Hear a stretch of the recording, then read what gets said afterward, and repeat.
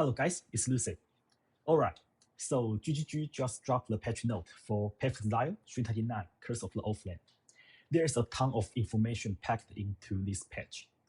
But lately, my comment section has been blowing up with one specific question over and over again. Hey, is the Enemy Guardian build still playable or not? So today we are going to deep dive into all the changes related to Anti-Guardian build, with a specific focus on Transfer Command and Anti-Guardian of Smiting.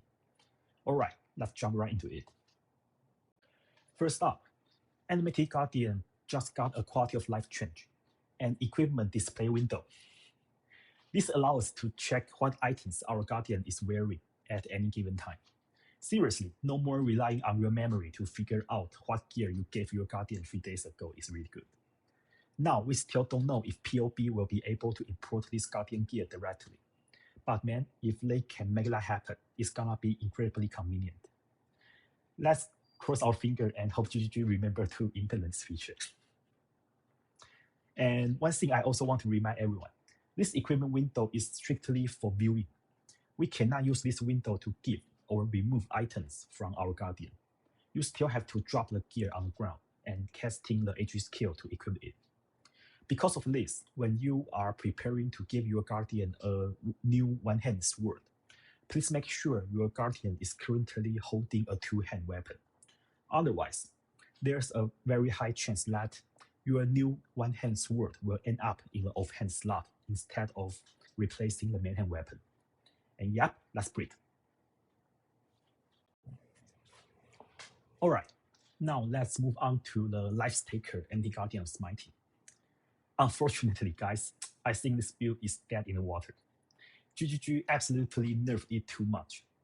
Every single core item related to the build got nerfed, and the overall DPS is down to less than half.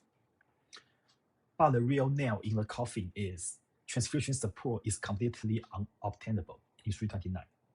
Without the massive attack speed and extra damage reduction from Soul Eater, mapping with any Guardian of Smiting is going to feel not as smooth as last season.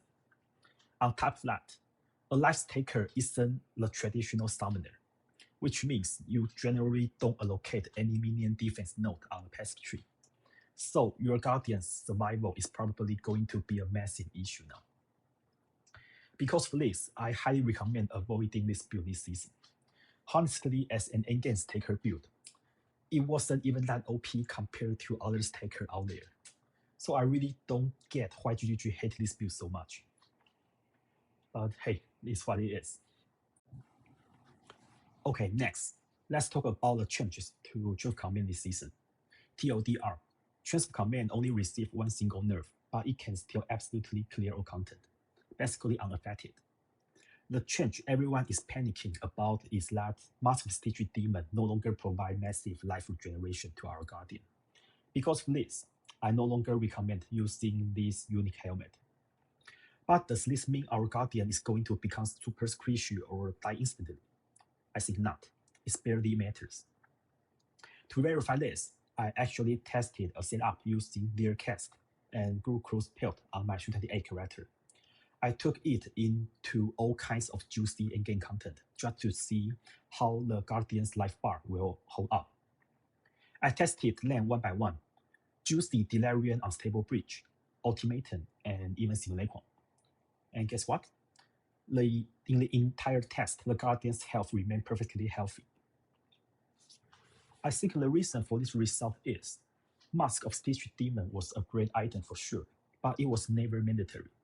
It provided a ton of life regeneration, but in most cases, it was completely overkill.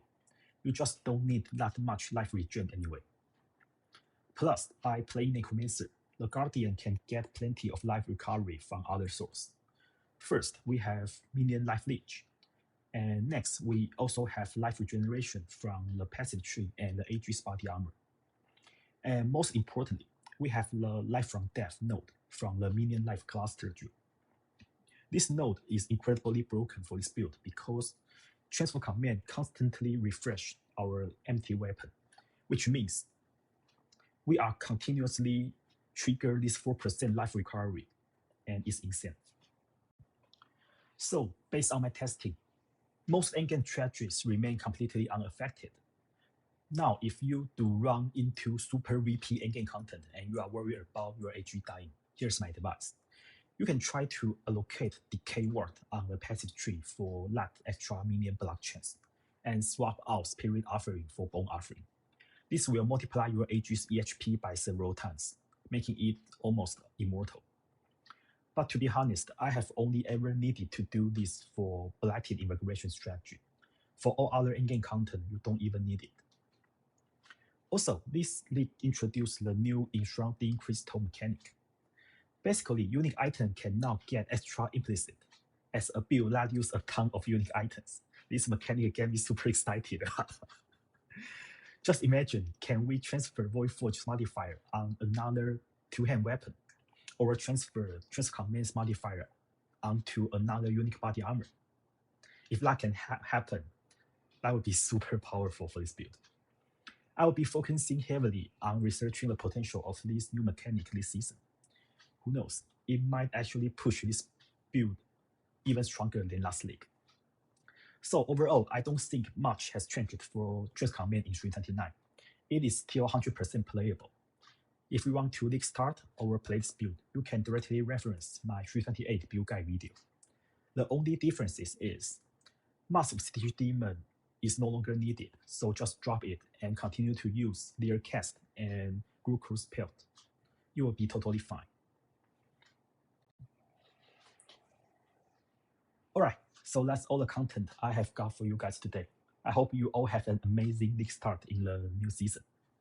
I will be updating the POB in my 328 build guide video, and if any new info pops up once the league drops, I will make sure to put an update as soon as possible. Thanks for watching, and see you next time.